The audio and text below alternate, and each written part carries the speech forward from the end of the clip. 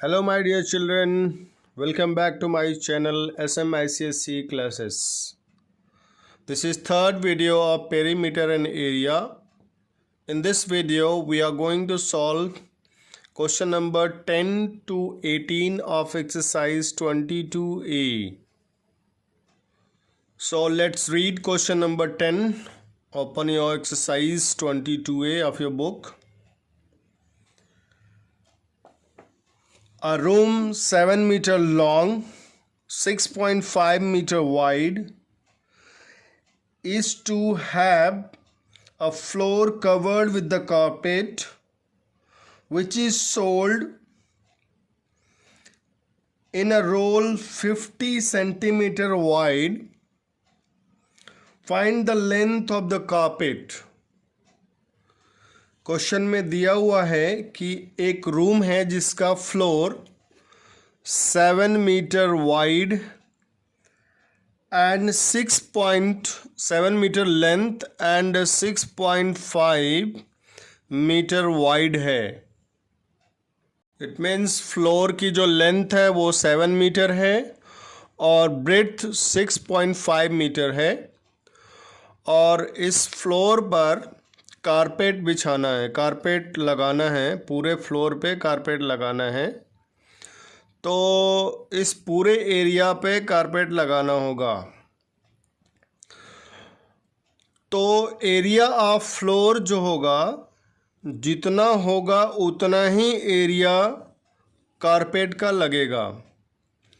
तो कारपेट का जो विड्थ है 50 सेंटीमीटर दिया हुआ है. तो कारपेट की लेंथ फाइंड करनी है. तो जितनी एरिया फ्लोर की है उतनी ही एरिया कारपेट की होगी. तो area of floor of room is equal to area of carpet. So area floor के लिए लेंथ और ब्रेड्थ, कारपेट भी रेक्टेंगुलर है तो इसका भी लेंथ इनटू ब्रेड्थ होगा. सो इसमें लेंथ 7 मीटर और विड्थ जो है वो 6.5 मीटर है और एरिया ऑफ कारपेट में लेंथ नहीं दिया हुआ है, लेंथ पूछ रहा है तो लेंथ को मान लेते हैं L और जो ब्रेड्थ है वो कितना है 50 सेंटीमीटर है. तो यहाँ पे देख सकते हैं कि फ्लोर का जो लेंथ और विड्थ है वो मीटर में है और कारपेट का जो विड्थ है वो सेंटीमीटर में है. तो किसी एक को चेंज करना होगा. सेंटीमीटर को मीटर में चेंज कर लें या फिर मीटर को सेंटीमीटर में चेंज कर लें. तो सेंटीमीटर को मीटर में चेंज करने के लिए 100 से डिवाइड करना होगा. सो डिवाइड को अवॉइड करने के लिए हम लोग क्या करेंगे, मीटर को सेंटीमीटर में कर लेंगे. तो यहाँ पे हम लोग लिख सकते हैं 1 metre is equal to 100 centimetre.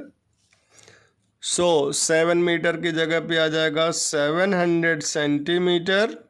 1 metre is equal to 100 centimetre. तो 7 metre is equal to 700. This is 6.5. तो ये क्या हो जाएगा 650 centimetre is equal to L into 50 centimetre. तो लेंथ की वैल्यू अगर निकालनी है तो 50 सेंटीमीटर इधर आके डिवाइड हो जाएगा क्योंकि यहाँ पे मल्टीप्लाई है. तो 700 centimetre into 650 centimetre divided by 50 centimetre.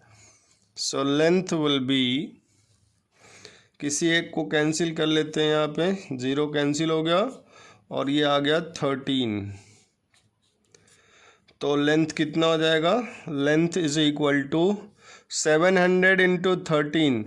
तो ये 00 ऐसे ही ले लेंगे, 13 इंटू 700 करेंगे तो 00 ऐसे ही 13 7 जा 91 सेंटीमीटर है ये. तो यहाँ पे सेंटीमीटर है, सेंटीमीटर ये कैंसिल हो चुका है, 1 सेंटीमीटर बचा हुआ है. तो 9100 सेंटीमीटर या फिर हम इसको 91 मीटर लिख सकते हैं. This is length of the carpet required. Question number 11 of exercise 22A is very important for exam point of view. So question number 11, let's read question number 11. A person walks at the rate of 4 km per hour. How long will he take to go round a square park 5 times, whose area is 2500 meter square?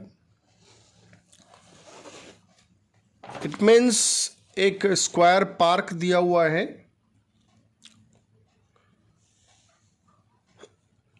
जिसकी area 2500 metre square है. एक person है जो इस park के चारों तरफ round लगा रहे हैं, चक्कर लगा रहे हैं. जैसे लोग मॉर्निंग वॉक करते हैं तो पार्क के चारों तरफ चक्कर लगाते हैं. तो अ पर्सन वॉक कर रहा है पार्क के चारों तरफ, 5 राउंड्स लगाता है with the speed 4 kilometre per our.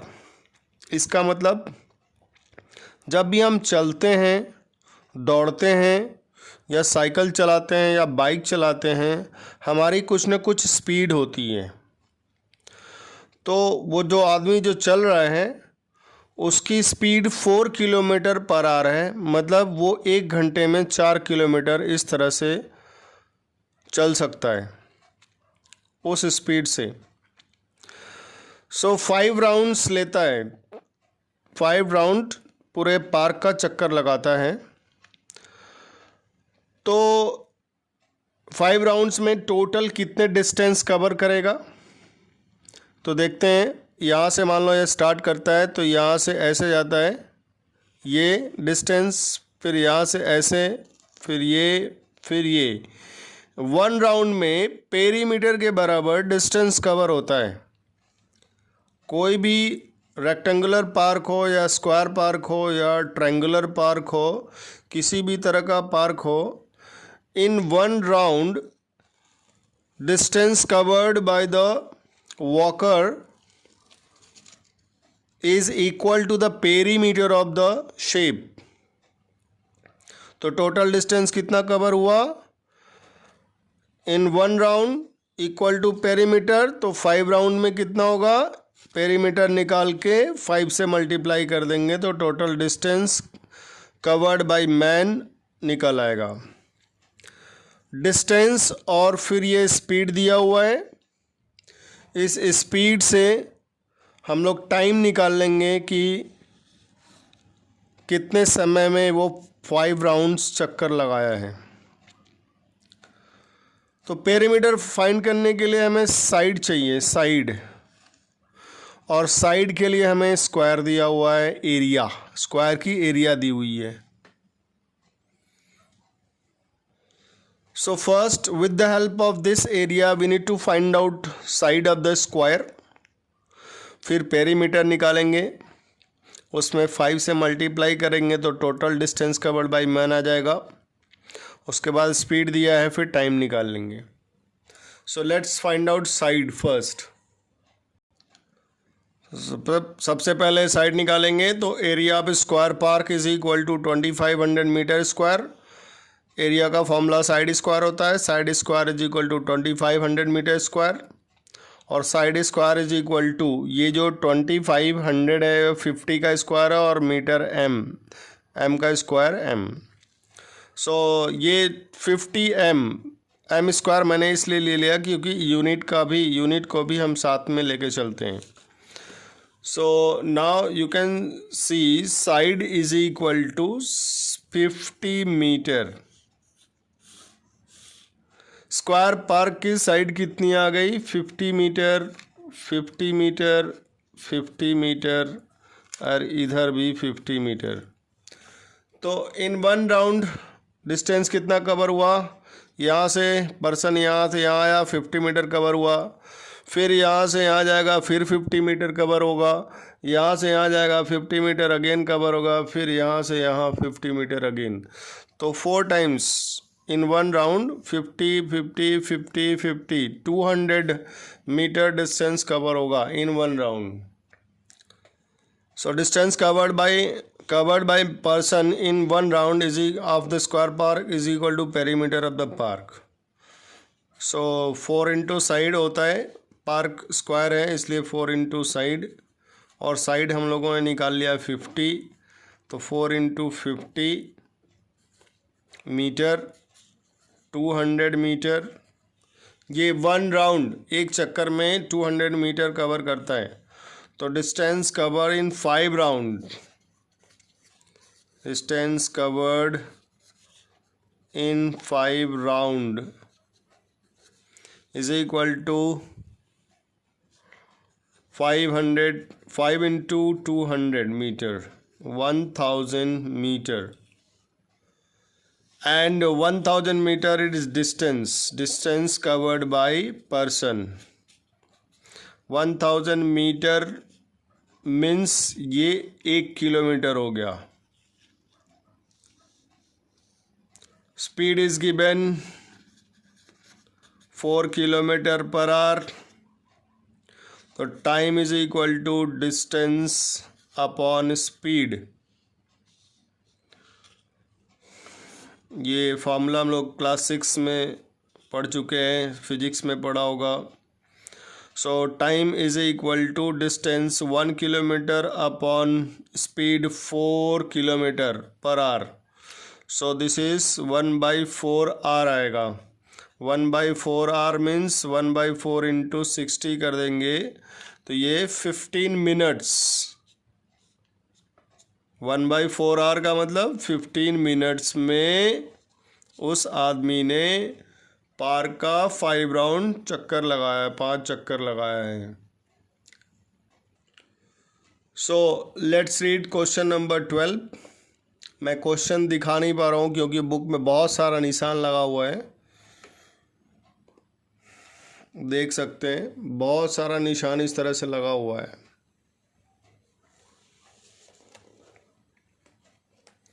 Question number 12, open your book and read question number 12 along with me। The perimeter of rectangle is 72 centimeter. The length is 3 times the width. Find the area of rectangle. Now you can see a rough sketch। Question में diagram बनाने की कोशिश करेंगे, diagram से बहुत कुछ clear हो जाता है, कैसे क्या गिवन है सब क्लियर हो जाता है।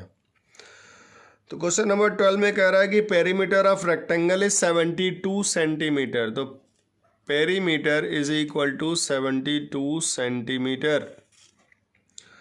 अब कह रहा है कि length is 3 times the width. Length is 3 times the width. Width ये है और ये लेंथ है, छोटा वाला विड्थ है, तो विड्थ को मान लेते हैं x, तो लेंथ क्या होगा इसका 3 टाइम्स हो जाएगा, तो ये क्या हो जाएगा 3x हो जाएगा। So length will be 3x। Width को हमने मान लिया क्या x मान लिया, तो यहाँ लिखना पड़ेगा कि let width be x then length will be 3x। So हमने लिख लिया कि let width be x, width is x and then length will be 3x, 3 times of width। perimeter of rectangle formula हम लोगों को पता है twice l plus b। तो perimeter of rectangle is given 72 centimetre और twice length हमने निकाला है 3x, width निकाला है, एज्यूम किया है x।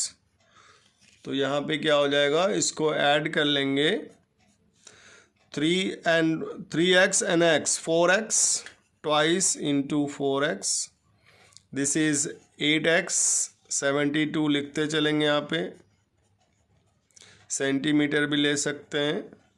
तो x इज इक्वल टू 8 इधर आके डिवाइड हो जाएगा, 72 centimetre divided by 8, x is 9 centimetre. तो breadth of the rectangle is 9। So 3x means length is equal to 3x। तो 3 into 9 that is what 27 centimetre. और ब्रिथ ऑलरेडी हमने जो assume किया था वो क्या था, x था, और x की वैल्यू 9 सेंटीमीटर है। तो ये लेंथ हो गया और ये क्या हो गया, ब्रिथ हो गया। अब हमें एरिया निकालना है। तो एरिया ऑफ रेक्टेंगल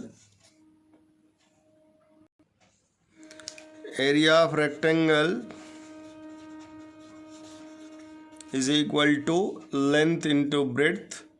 तो length 27 centimetre into 9 centimetre, this will be 9 7 जा 63, 9 2 जा 18 and 6 24, 243 centimetre into centimetre square.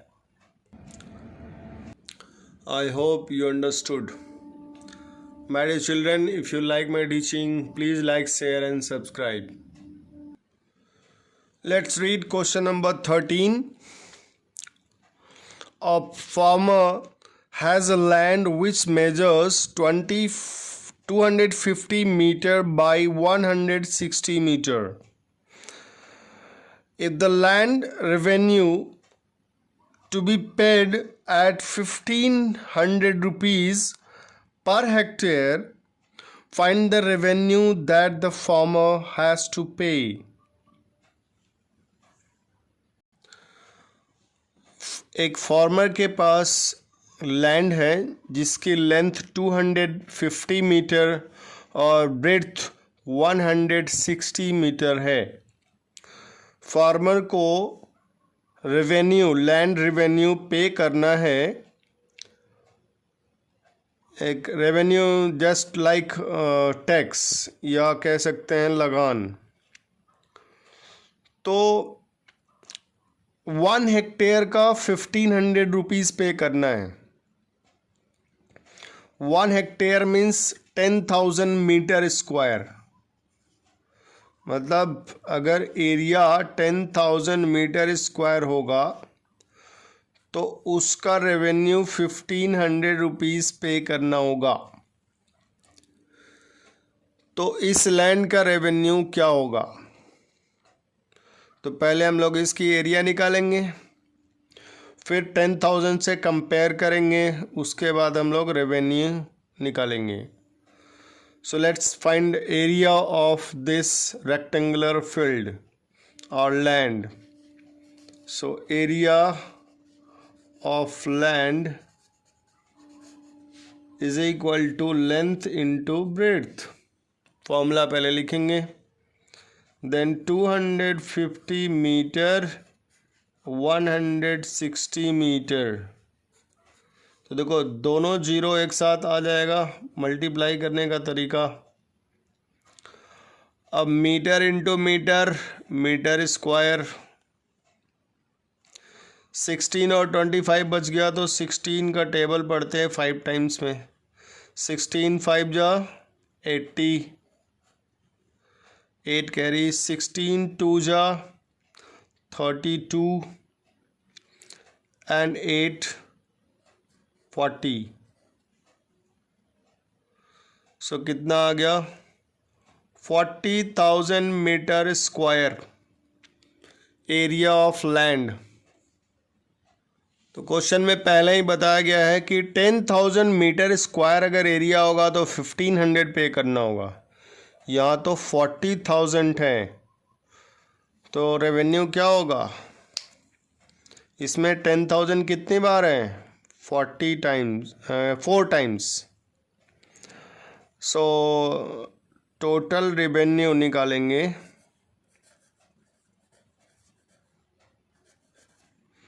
Of land is equal to 40,000 divided by 1,000, 10,000 metre square, और इसमें 1500 से मल्टीप्लाई कर देंगे तो ये 4 जीरोस कैंसिल हो जाएंगे। 4 इंटू 1500,